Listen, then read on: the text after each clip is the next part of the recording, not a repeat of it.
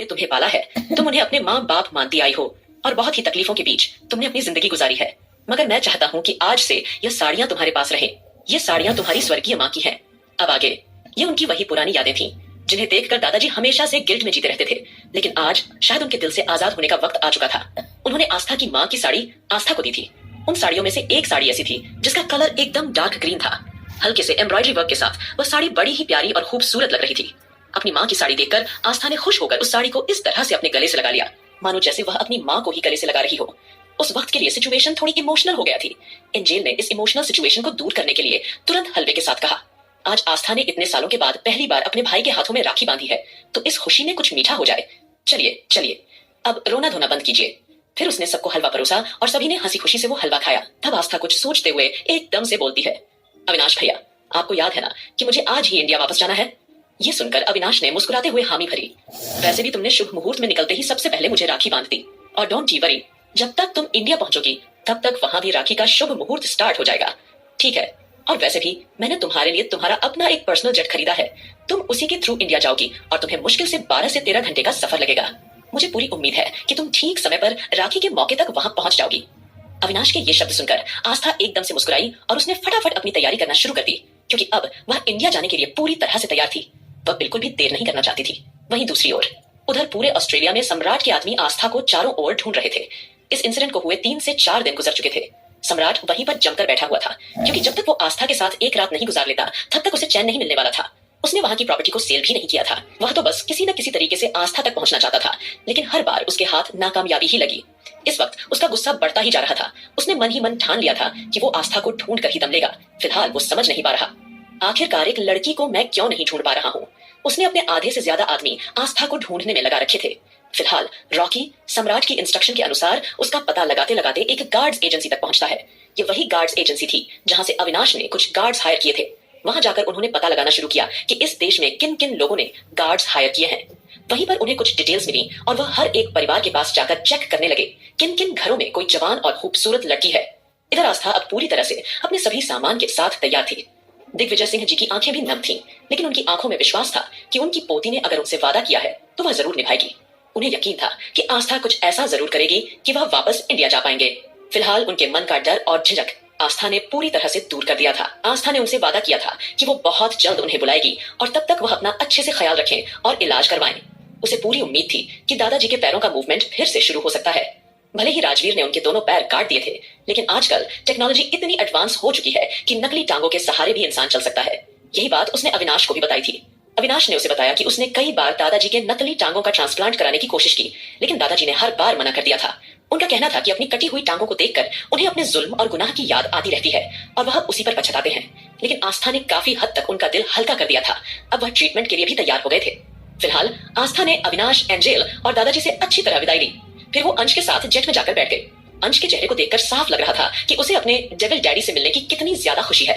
आस्था भी इंडिया वापस जाते हुए बहुत खुश हो रही थी। उसने अंश के माथे को चूम कर कहा, जितनी खुशी तुम्हें अपने डेविल डैडी से मिलने की है उतनी ही मुझे भी है। तुम नहीं जानते अंश, दिल का एक कोना खाली था। ये 15 दिन कितनी मुश्किल से गुजरे हैं, तुम्हें क्या बताऊं। बस मैं जल्दी से जाकर मिस्टर सड़ू सिंघानिया को गले लगाना चाहती हूँ और उनसे ढेर सारी शिकायतें करना चाहती हूँ।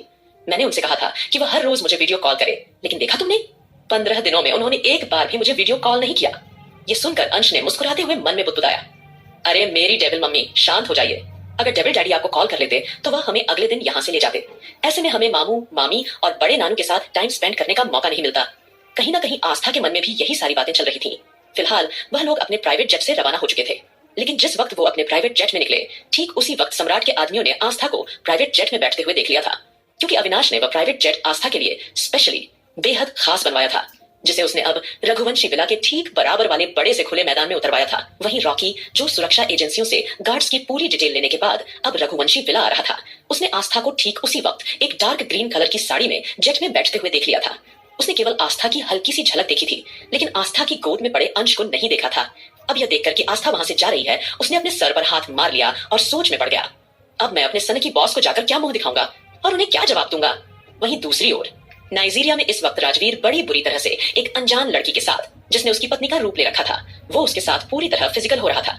वह लड़की भी आगे बढ़कर राजवीर का पूरा साथ दे रही थी, क्योंकि राजवीर ने उसके दिमाग में अपनी पत्नी की ही मेमोरी डाल दी थी और वह उसे अपना पति ही समझ रही थी। उसे दूर दूर तक इस बात का एहसास नहीं था कि जिस अधेड़ उम्र के आदमी के साथ वह इस तरह से फिजिकल हो रही है वह उसका पति नहीं है। वहीं राजवीर कितनी ही सालों के बाद अपनी पत्नी का चेहरा चूमकर एक अलग ही तरह की खुशी महसूस कर रहा था। जब से उसकी पत्नी मर गई थी उसने उसे लाश के रूप में अपने पास रखा था, तब से वह उसके साथ इंटीमेट नहीं हो पाया था। हालांकि वह उसका ख्याल रखा करता था, लेकिन उसने उसके साथ किसी तरह का फिजिकल रिलेशन नहीं बनाया था। लेकिन आज उसकी सारी फ्रस्ट्रेशन एक अनजान लड़की पर पूरी तरह से उतर रही थी। उस लड़की को एहसास ही नहीं था कि उसका परिवार उसे ढूंढ रहा होगा और वह कहाँ होगी, क्योंकि राजवीर ने उसकी पुरानी यादों पर एक इतनी मोटी परत चढ़ा दी थी कि चाहकर भी वह अपनी पुरानी यादों का कोई हिस्सा खोज नहीं सकती थी। वहीं दूसरी ओर सिंघानिया मैंशन में अब नानी माँ आहान के जोरों से चिल्लाने से तुरंत हॉल में आ गई। उनके हाथों में एक थाल थी और साथ साथ उनके पीछे 3 नौकरों के हाथों में भी सजी हुई थालियां थीं। तब तक रौनक और बाकी लड़कियां चाट पकौड़ी अच्छे से खाकर हाथ मुंह धो चुकी थीं और फिर से वहां आकर बैठ गई थीं। तभी वीर हाथ बांधकर थोड़ी दूरी पर खड़ा होकर एक एक कर सभी लड़कियों को अपनी नजरों से टॉलने लगा। ध्रुव, आकाश और सुमित ने जब वीर को अपनी अपनी बीवी को ताड़ते हुए देखा तो उनकी भौहें तन गई और उनका खून खौलने लगा था। लेकिन आहान अब उन्हें कुछ करने नहीं दे रहा था। यह देखकर उन्हें आहान पर और भी गुस्सा आ रहा था और अब वो तीनों मन ही मन आहान को कोस रहे थे। न जाने इस उल्लू के पट्टे को क्या हो गया है जो इस तरह की अजीब हरकतें कर रहा है। फिलहाल नानी माँ के हाथों में थालियां देखकर रौनक की आंखों में जबरदस्त चमक आ गई। फिर उसने कुछ सोचते हुए उलझन भरी आवाज में पूछा, अरे नानी माँ, आप इस तरह ये थालियां यहाँ क्यों लेकर आई हैं? अभी तो राखी का टाइम शुरू होने में समय है ना। उसके शब्द सुनते ही नानी माँ हल्का सा मुस्कुराई और फिर बोली, हाँ बेटिया, अभी काफी समय है और मैं चाहती हूँ कि तुम लोग अभी से राखी बांधने की शुरुआत कर दो। और हाँ सुनो, सबसे पहले एक एक राखी लेकर तुम चारों लड़कियां पकड़ लो। मेरी बात ध्यान से सुनो। मैं जानती हूँ कि वंशिका, रौनक और राधिका तीनों ही अरमान यानी दामाद जी को राखी बांधना चाहती है, लेकिन उसके लिए थोड़ा प्रैक्टिस भी तो कर लेनी चाहिए ना, क्योंकि तुम तो जानती ही हो कि दामाद जी इतनी सी भी गलती पसंद नहीं है। तो एक काम करो, सबसे पहले अपने वीर भैया को राखी बांधो। जैसे ही नानी माँ ने यह कहा वैसे ही अचानक रौनक के मुंह से हंसी छूट पड़ी। ध्रुव, आकाश और सुमित तीनों ने अपने कान मसलकर नानी माँ की बात पर ध्यान दिया और जैसे ही उन्हें नानी माँ की बातों का मतलब समझ में आया उनके चेहरों की मुस्कुराहट और भी गहरी हो गई। लेकिन पास में खड़ा वीर यह सुनकर अगले ही पल सकपका गया और उसने चिल्लाते हुए उनसे पूछा, क्या बकवास कर रही है नानी माँ?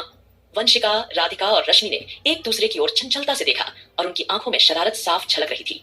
तीनों ने अपनी राखी की सजी हुई थालें उठा ली। रौनक ने तुरंत ही नानी माँ को देखते हुए सिर हिलाकर हामी भरी।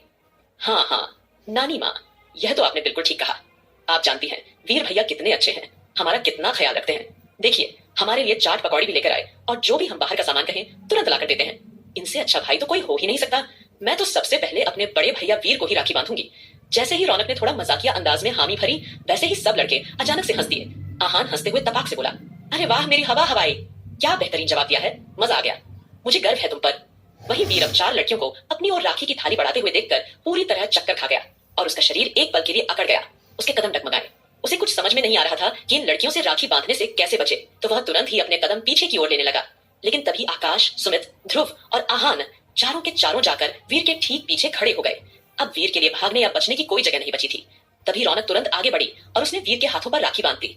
वीर मायूस सी शक्ल बनाकर अपने हाथ में बंधी राखी को देखने लगा। उसी बीच वंशिका, राधिका और रश्मि भी बारी बारी से मुस्कुराती हुई आईं और उन्होंने भी वीर के हाथों में राखी बांध दी।